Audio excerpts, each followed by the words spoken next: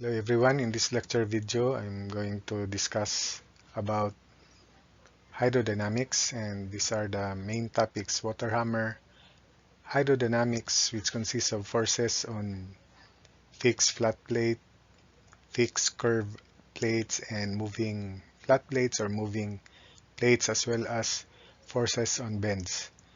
And the last part would be on drag and lift. So water hammer is defined as an abrupt rise in pressure near the valve due to sudden closure of the valve. So if we have here a reservoir and we have here a penstock or a pipe, big pipe, and when the valve is opened, this is the normal hydraulic raid line.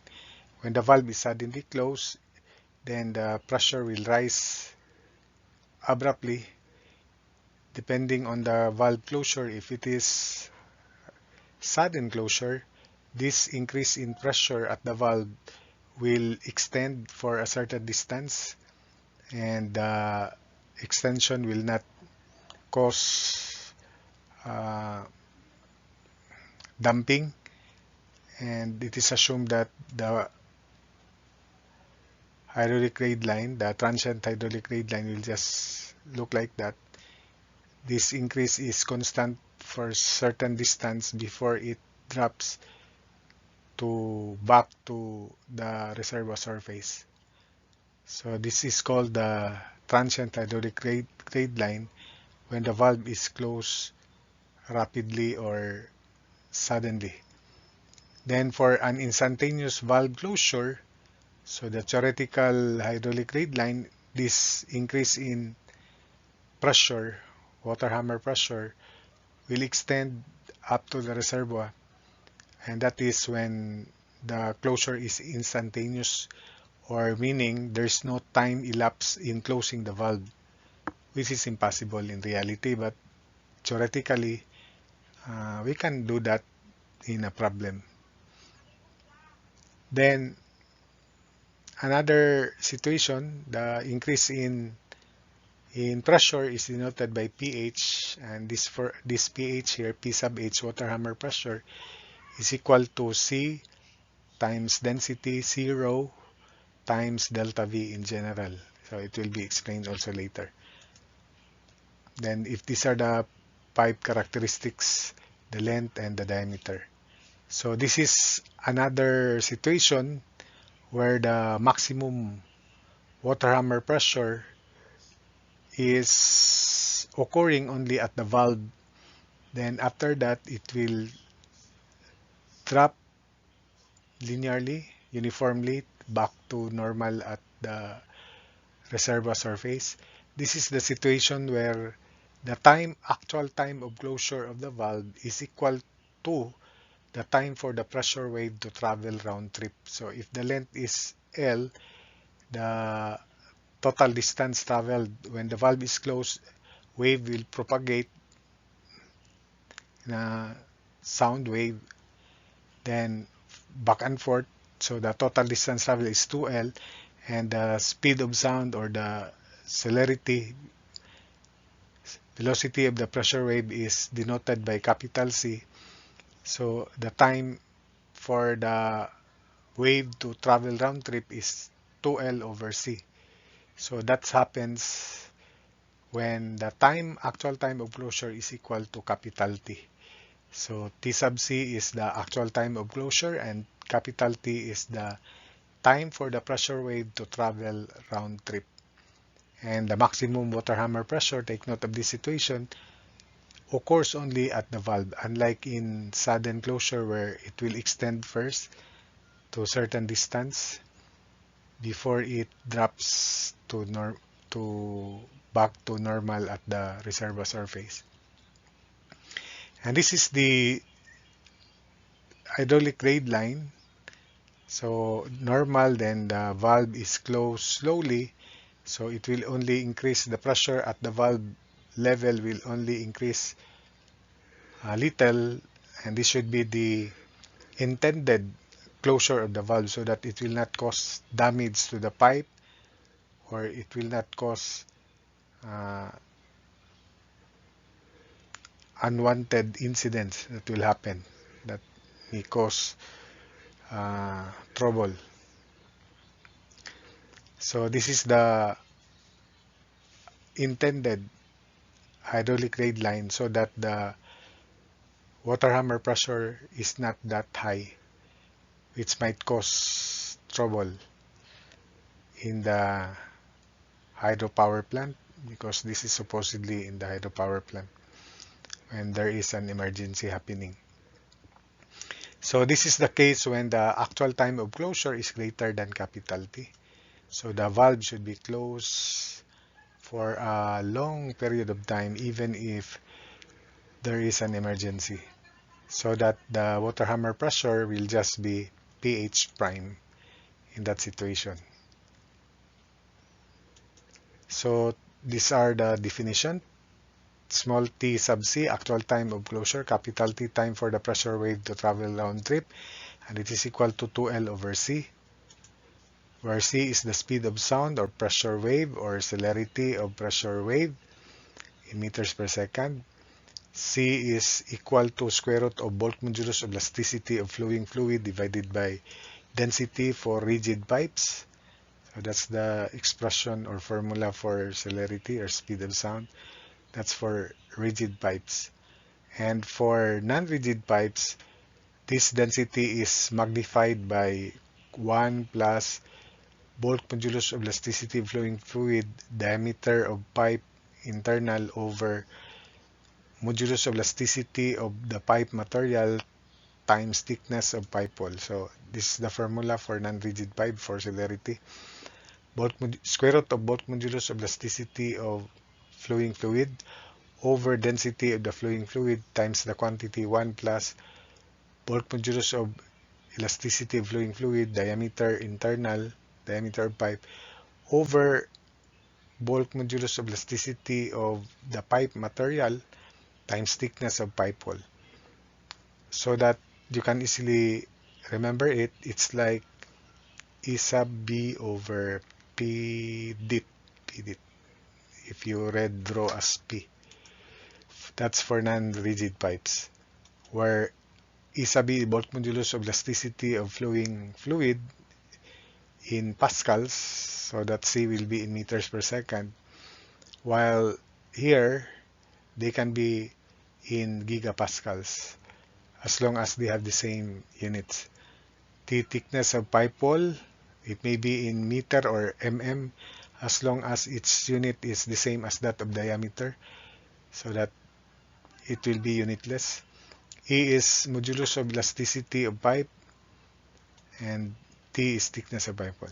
So for slow closure, pH prime is less than pH. So all you have to do is obtain this ratio and proportion.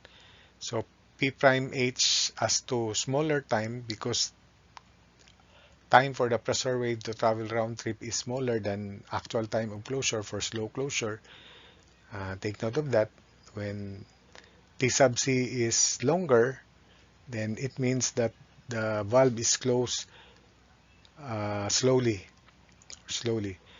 So this should be smaller time, then equals pH as to T sub C, because it's like extending it somewhere here. So that's it. If we want a specific formula for P prime H, then you will find it difficult to memorize by substituting the value of T. So for sudden closure, we need to locate the distance where pH drops, and the distance from the reservoir, let's call that XO, because the wave, the vibration will not extend the valve for sudden closure. So round trip distance will be 2XO divided by celerity equals actual time of closure. So 2XO over C, this is the round trip distance when the vibration cannot penetrate anymore to the valve because of sudden closure. So 2XO over speed of sound equals T sub C. So that's the way how to locate XO from the reservoir when the time of closure is, or when the valve is closed suddenly. Then there may be questions on computing the increase in pressure at a point on the pipe at a certain distance from the reservoir, let's say X sub 1 from the reservoir, and that increase in pressure not equal to pH, not equal to pH prime, of course, at a distance x1 from the reservoir is P1 as to x1, you just apply similar triangles. P1 as to x1 equals pH as to xO for this situation. If this is the situation, then it should be P1 as to x1, or that is x1, equals pH as to L for the case where T sub C equals capital T. For slow closure, on the other hand, then P1 should be here as to x1 equals pH prime as to L.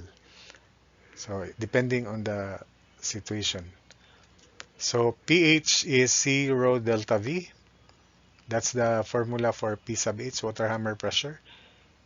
Then this will give us pascals. So if you want to express the water hammer pressure in kilopascals, we just divide it by 1000, where rho is the density of the flowing fluid. Delta V is initial velocity minus final velocity. If the valve is closed, we have a complete closure or stoppage, then delta V is initial velocity minus final velocity. The final velocity will be 0, so the initial velocity will just be V for that situation. So the formula would become 0 V. So I arranged the symbols 0 V so that it's like 0 V, so it's easy for you to remember. But the original formula is 0 delta V. So if we develop a formula, direct formula for pH prime, all you have to do is substitute the value of capital T, which is 2L over C, and substitute the value of pH, which is 0 delta V, 0 V or 0 delta V.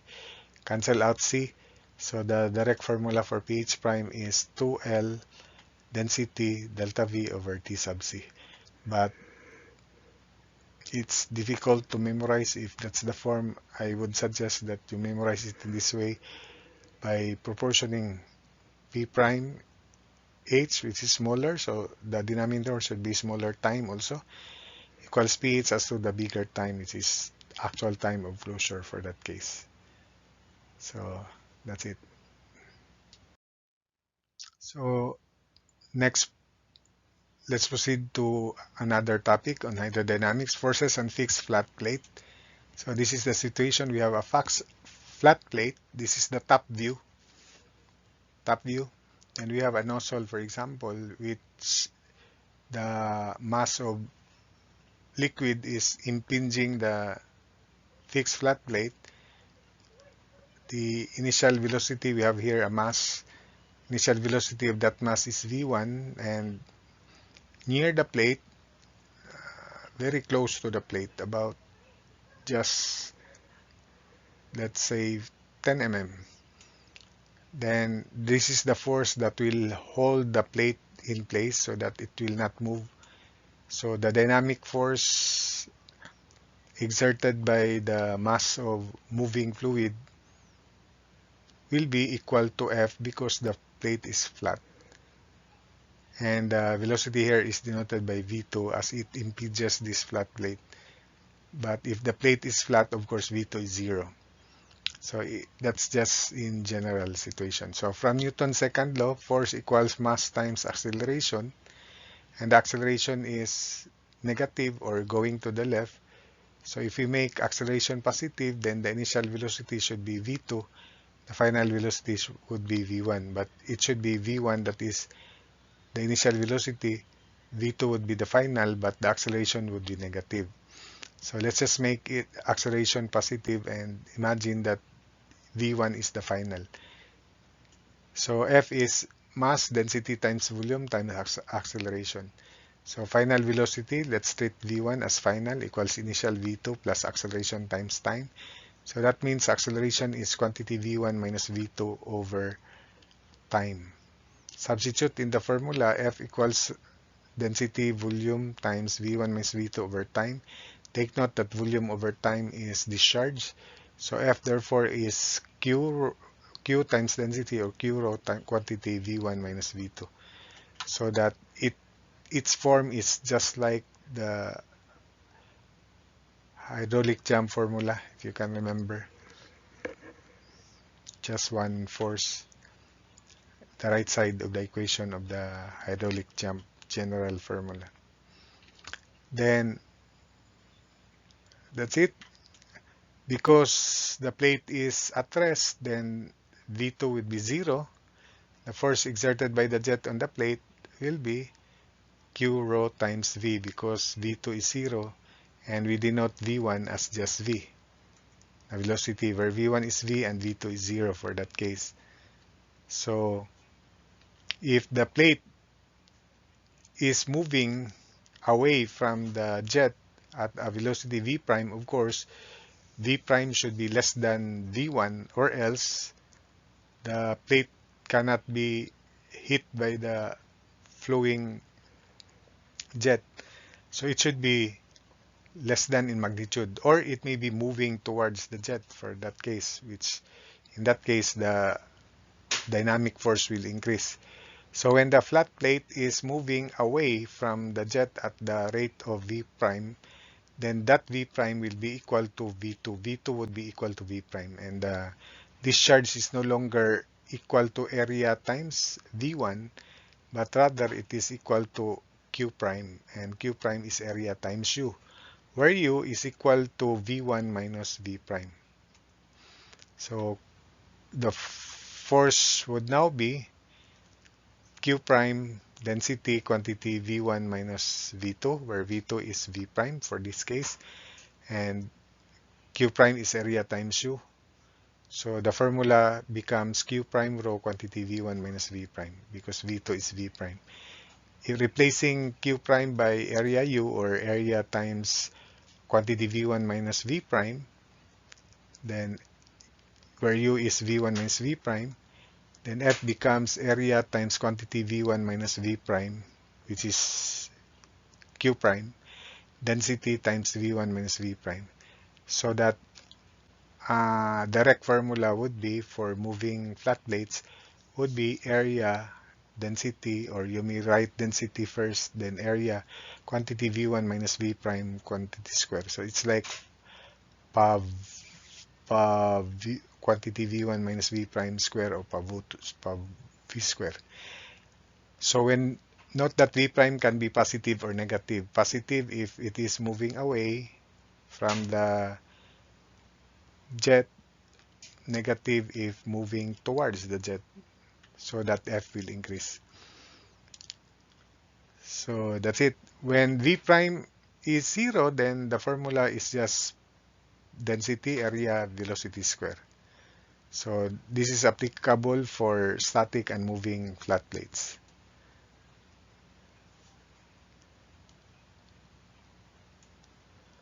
Forces on fixed curve plate. So if the plate is curved and it is fixed, then we use the formula for fixed flat plate, and we just replace V1 here for Fx.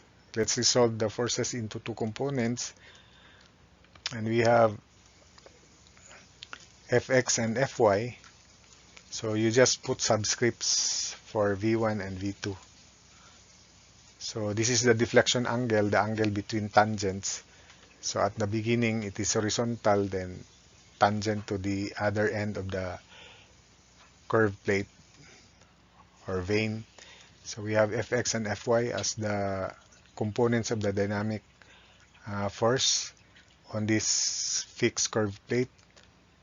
Then let's just have in general, assuming it is also moving, the plate is also moving, But we'll develop a formula first for fixed curve plate. So this is V2, the resultant velocity at point 2. So from the formula for fixed flat plate, which is this one, F equals Q rho quantity V1 minus V2. So you just put subscripts V1x and V2x. So Fx equals Q rho quantity V1x minus V2x, where V1x, because the plate is fixed, so if this is V1, U will also be V1 if V prime is 0 because the plate is fixed. So therefore, V2x will just be U, because U is equal to V1, it is just V1 cosine of theta. And V2y will just be V1 sine of theta. So Fy on the other hand is Q rho quantity V1y minus V2y, where V1y normally, if it begins with horizontal path or tangent, is just 0. So V2y will just be V1 sine theta. So U is V1 if the plate is stationary. If this curved plate is stationary, so U is just V1. So whatever velocity, because this is fixed here, and assuming frictionless or no head loss unless otherwise it is specified, then U will not be equal to V1. It will be less than V1 if frictional loss is considered. So of course, so if not, then U is just V1, and V2x will just be V1 cosine theta or U cosine theta, and V2y is just U sine theta or V1 sine theta, because that is also V1. But it is just put as U here because there may be a reduction in the magnitude in velocity because of friction. It may be the case. So forces on moving curved plate, if the plate is moving with a velocity of V prime away from the jet, then which is treated positive, then U will be V1 minus V prime, and therefore the formula must be revised. Only a little revision. You just replace Q by Q prime and the rest will be the same. So Q prime rho quantity V1x minus V2x, and Fy is Q prime rho quantity V1y minus V2y. So in this situation, you just set V1y 0 for that case. Then U is, Q prime is area times U, and U is V1 minus V prime again. So for that case, if the vane is moving, then this is now the resultant velocity at point 2.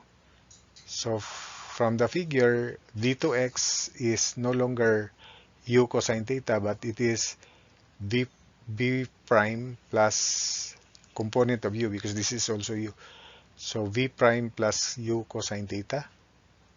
By the way, the work done by the jet on moving vanes per second, because this vane here may serve as a blade, turbine blade.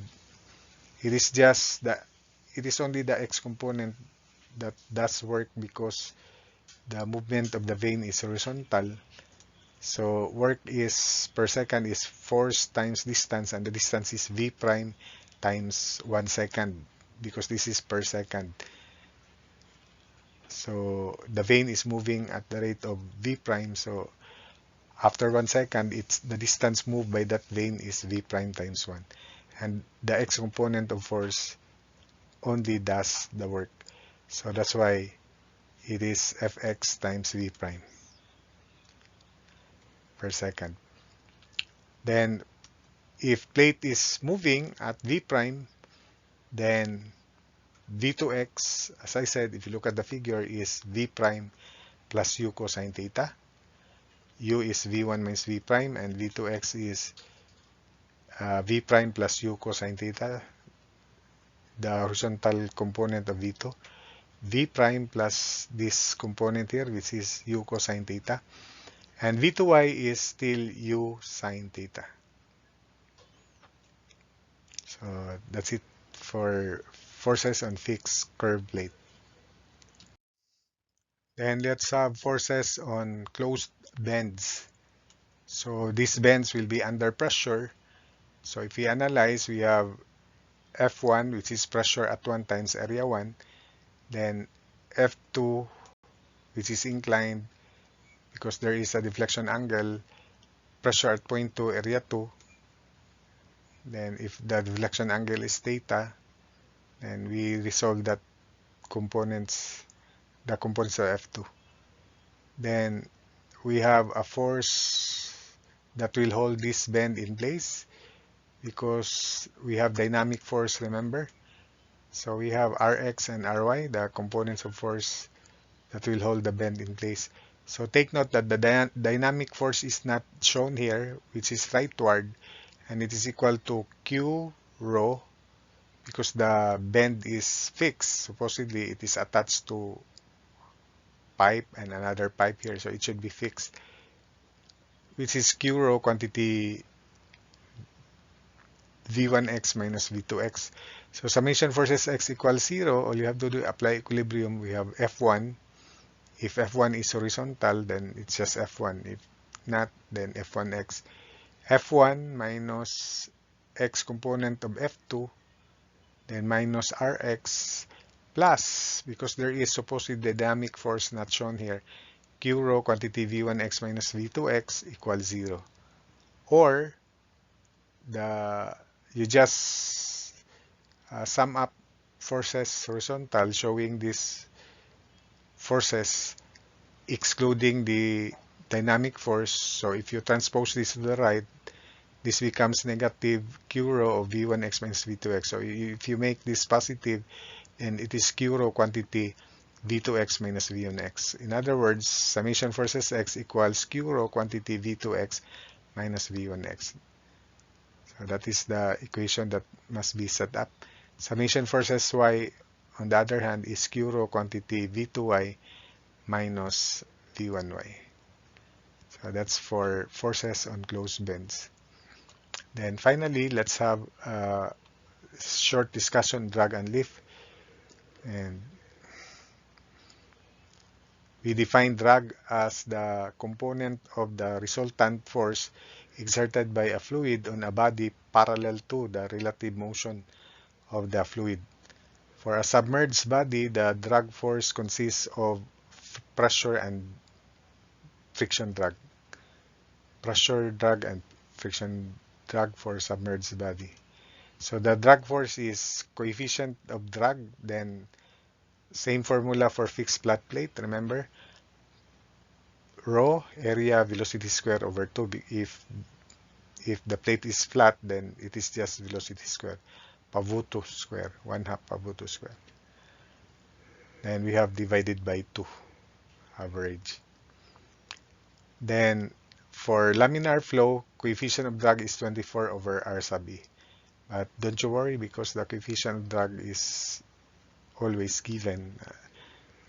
But you might be asked about the coefficient of drag for laminar flows, 24 over Reynolds number.